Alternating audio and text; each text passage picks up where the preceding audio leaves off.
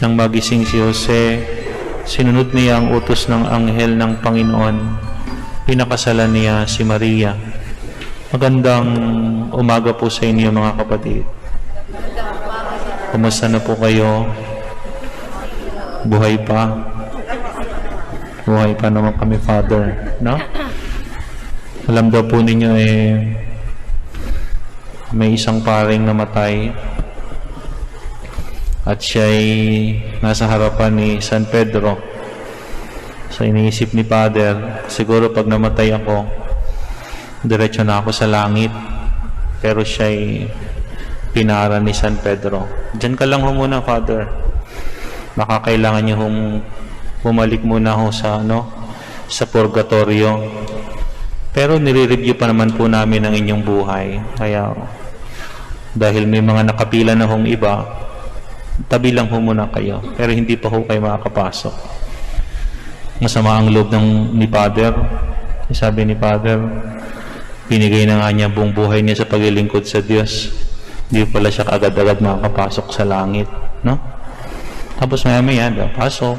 Nakita niya, may isang pamilya na itsura na pumasok. Tapos pinatuloy kagad ni San Pedro. Naalala niya, yung pinapasok na iyon ay driver ng jeep. No? Driver ng jeep. Nasakyan ni Father yan minsan. Kaskasero. Masama ang loob ni Father. Nauna pa sa kanyang pumasok sa langit yung kaskaserong driver ng jeep kaysa sa kanya na nag-alay ng buong buhay sa paglilingkod sa Diyos. Akala niya. Kaya kinumpronta niya si San Pedro. San Pedro, sabi niya, bakit naman ganon? Ako nga pinaghihintay mo dito, hindi mo agad ako pinapasok. Sabi mo pa, baka bumalik pa ako sa purgatorio. Yung pinapasok mong yun, kilala ko Driver ng jeep yun, kaskasero. Bakit pinapasok mo ka agad? No? Sabi naman ni San Pedro, Father, huwag nang sumama ang iyong loob. Panoorin na lang natin yung mga scene sa inyong buhay. Pinakita niya. Totoo ka, sabi niya San Pedro, Father. Yung mama ngayon, driver ng jeep at kaskasero. No? Pero kapag siya'y nagda-drive, dahil siya'y kaskasero, no? Ano ginagawa niya pag kaskasero ang driver ng jeep? Kumakapit. Nagdadasal sila, Father.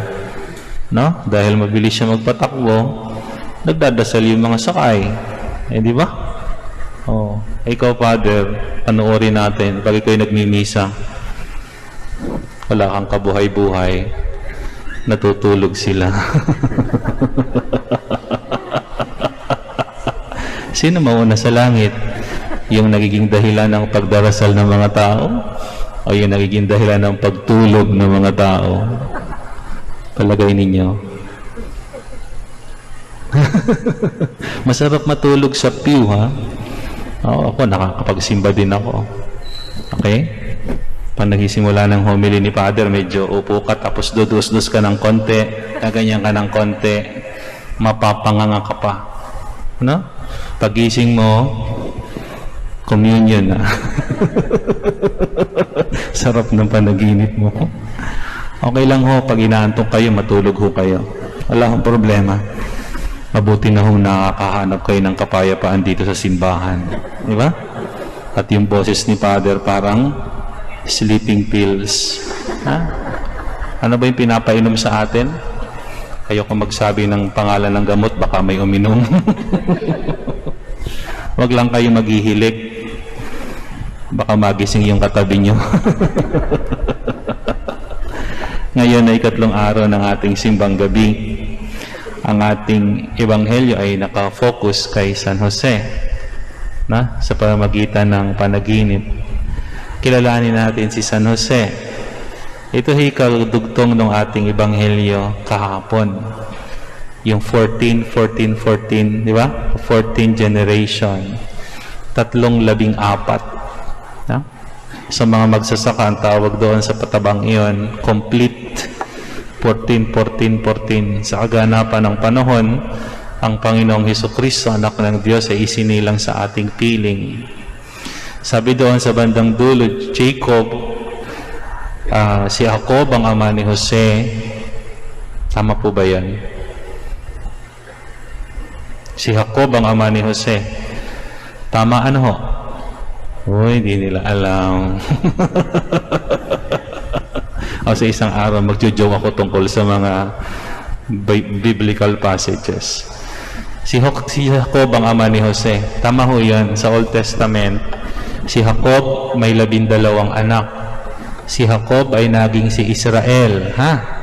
Si Jacob at si Israel ay iisa. Nagbago ang kanyang pangalan pagkatapos ng mahabang proseso. Meron siyang 12 anak. Pang-11 si Jose. Pero ibang Jose iyon. Iba yung tinutukoy dito. Tapos, si Jose ang ama ni Jacob. Ang ama ni Jose ay si Jacob na asawa ni Maria. Parang hindi, ang bilis naman kung idudugtong kaagad natin sa New Testament. Pero nyo, pinag-usapan natin ng Bible, hindi naman siya historical book. Pwede nating sabihin isang literature. Okay. Ang audience ni Matthew ay mga Hudyo. He was writing for a Jewish community. At itong Jewish community, very much attuned with the Old Testament, especially with the Torah. Kaya nga gamitin niya mga imahe, ay yung mga imahe na pamilyar, yung kaniyang mga audience. And they were very familiar of Joseph. And Joseph is a dreamer. Na dun sa Old Testament, kaya nga siya itinakwil ng kanyang mga kapatid. Pinag-uusapan natin si Jose doon sa Old Testament, hindi ba? Kaya sila napunta sa Ehipto, etc. dahil kay Jose na nagligtas sa kaniyang mga kapatid. So parang si Jose na naging asawa ni Maria, binabalik ni San Mateo yung tradition o yung pagkilala kay Jose bilang mapanaginipin. O ang Diyos ay nagsasalita sa kanya sa pamamagitan ng panaginip. Iyon yung kumbaga sa trademark ni Joseph doon sa Old Testament na kinukuha ni San Mateo para kay Jose na asawa ni Maria na siyang tumayong ama ng ating Panginoong Hesukristo dito sa lupa noong siya ay isilang.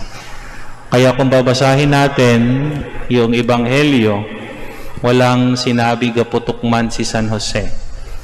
Ang Diyos ay nagsasalita sa kanya sa pamamagitan ng mga panaginip, kagaya nitong ating Ebanghelyo. Okay, sila'y nakatakda ng ikasal ni Maria. Merong hapat mga yugto ang pag-aasawa noon, panahon ng ating Panginoong Hesukristo. Una yung betrothal. Sila'y betrothed na nakatakda ng pakasal. Pero kung ikay nakatakda ng pakasal, bagamat hindi pa kayo nagsasama, may kausap na. Kapag ikay nagkasala, katulad ng pakikiapid, ay may sa iba, so ang parusa ay stoning.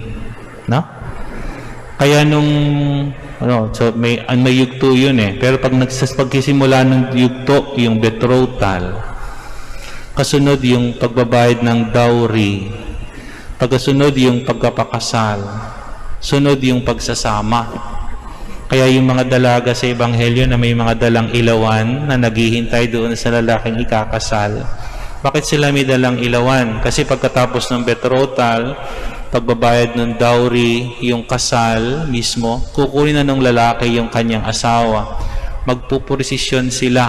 Usually, gabi ginagawa. Kaya may mga ilawan yung mga dalaga to light the path of the newlywed.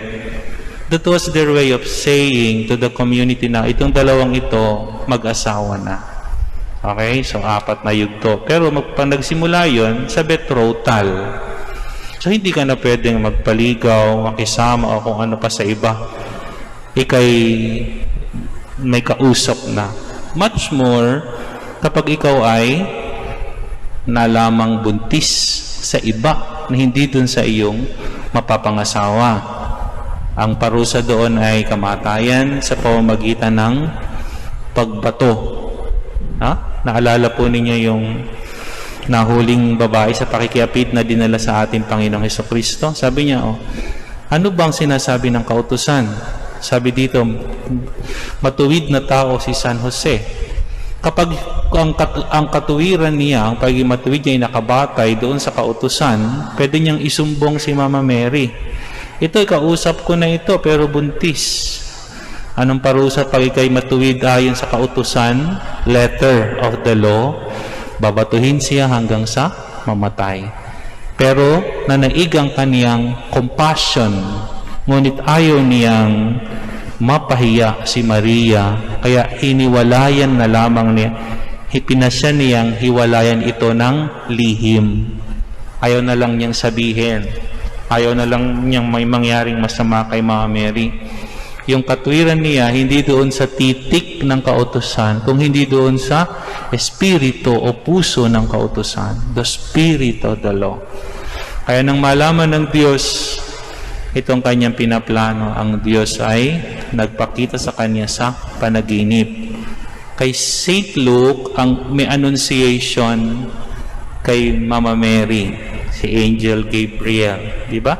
Kay St. Matthew, yung parang annunciation ay kay St. Joseph sa pamamagitan ng panaginip. At sinabi kay San Jose, yung sinabi kay Mama Mary, pareho. Pero kay San Jose, sa pamamagitan ng panaginip. Ganun na ganun. Maglilihi ang isang dalaga, manganganak ng isang lalaki, tatawagin mong Emmanuel, kahulugay, kasama natin ang Diyos. Kaya, noong siya'y magising, sinunod ni Jose kung ano ang sinabi ng anghel. Sa buong buhay ni San Jose, bago siya nawala sa limelight, especially in the Gospel of Matthew, wala siyang sasabihin kahit ano. Actually, wala siyang sinabi kahit ano. Basta ang Diyos ay magsasalita sa kanya sa pamamagitan ng panaginip at ito ay kaniyang susundin. Okay? Ngayon, ano po yung aral sa atin ni San Jose? No? Alam niyo yung iba nagko-close na nung Year of St. Joseph, di ba? Ngayong taon na ito ay yung nakaraang liturgical year ay Year of St. Joseph. Di ba? Una, pag pinag-usapan natin si San Jose, pinag-uusapan natin yung pangarap, panaginip. Dreams can be translated into panaginip or pangarap. Kaya meron tayong Sleeping Joseph, no? Alam niyo yung image ni Sleeping Joseph? Inintroduce sa atin yan ni Pope Francis nung pumunta siya dito, Di ba? Ano daw gagawin natin? So, iipit daw natin yung ating mga panaginip doon. Yung ating mga pangarap at hayaan nating mapangarap ni San Jose. Mahalaga ang pangarap para sa bawat isa. Yung ating pangarap ang nagbibigay sa atin ng direksyon. Mahalaga ang pangarap, lalong-lalo na sa loob ng isang tahanan. Sinasabi din ni Pope Francis yan, no? Halimbawa, ano yung pangarap mo para sa iyong mag-anak? Anong pangarap mo para sa iyong anak? Anong pangarap mo para sa iyong asawa? Anong pangarap mo para sa iyong sarili? Kapag tayo ay may pangarap, may direksyon ang ating buhay. Kapag ang isang tao ay walang pangarap, wala rin siyang direksyon. Kaya pag nakikita natin ang isang tao na parang walang gustong gawin, ang tinatanong natin, ano ang plano mo? Hindi ba? Ano ang plano mo? Ano gusto mong gawin? Saan ka pupunta? Hindi ko alam. Wala akong gustong gawin. Wala kang pangarap. Wala kang direksyon. Kapag wala kang pangarap, wala kang direksyon, hindi mo alam kung ano ang gagawin mo sa iyong buhay.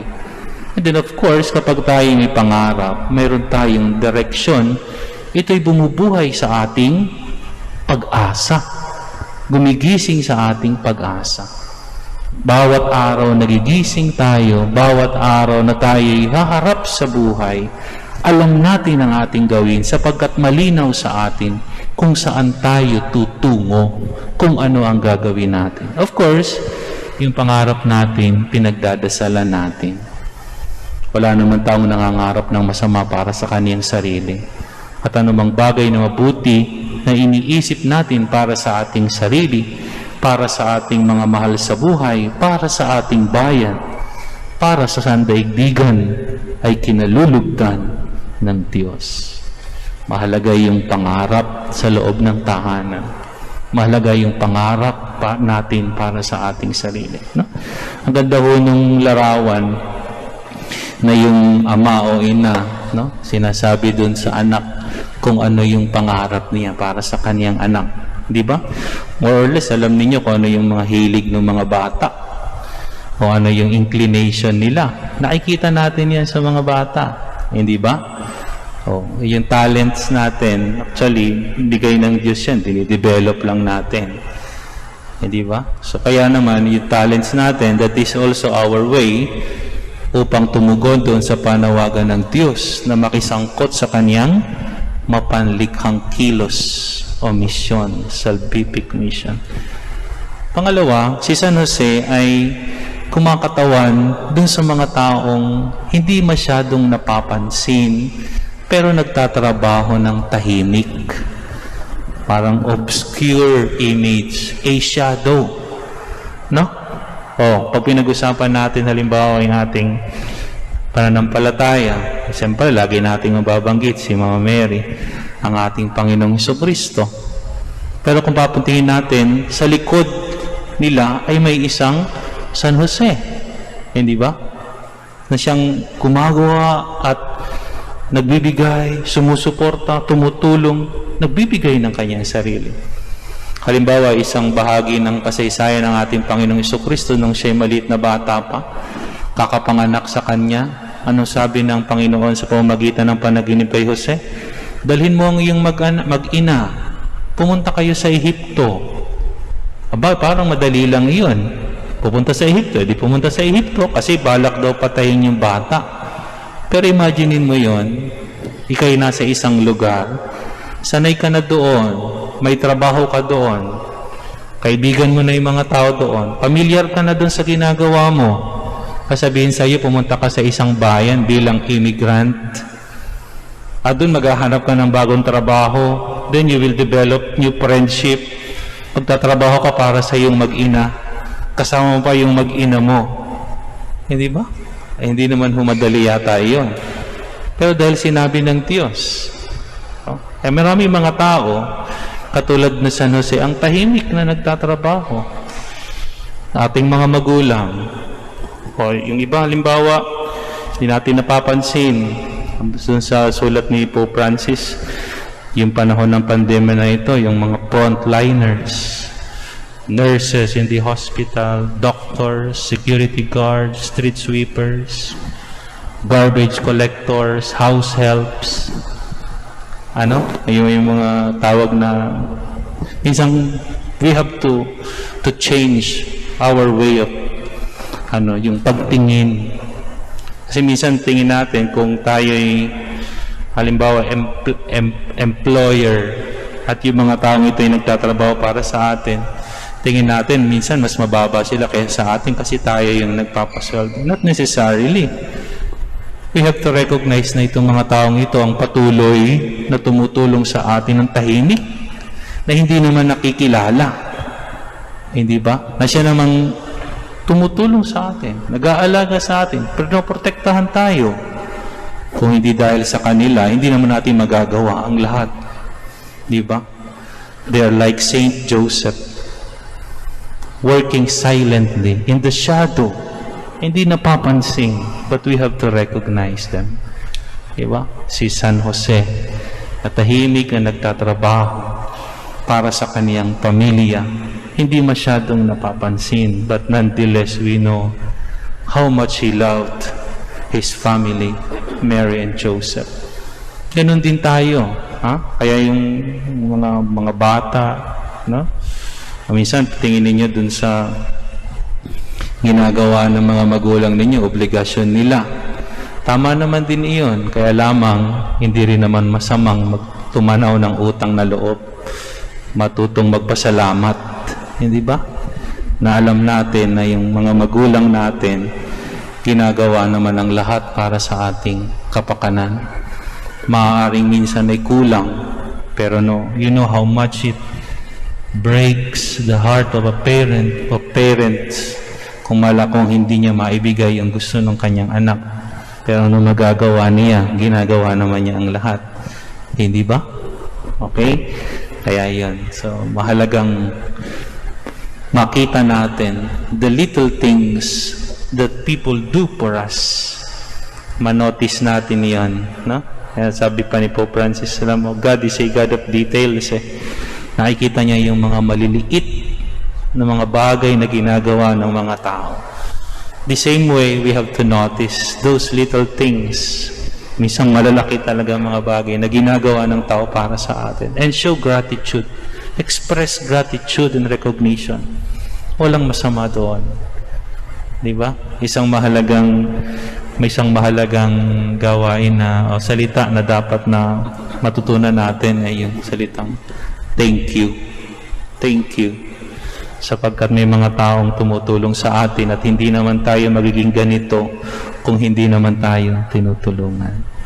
Okay? So nagpapasalamat tayo kay San Jose, ang tumayong ama ng ating Panginoong Jesucristo, sa kaniyang pag-iral dito sa daigdig, sa kaniyang pag-aalaga sa banal na mag-anak ng kanilang mag-anak, Jesus, Maria at Jose.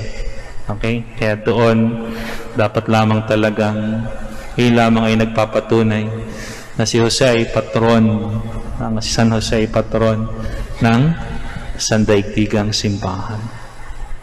Amen.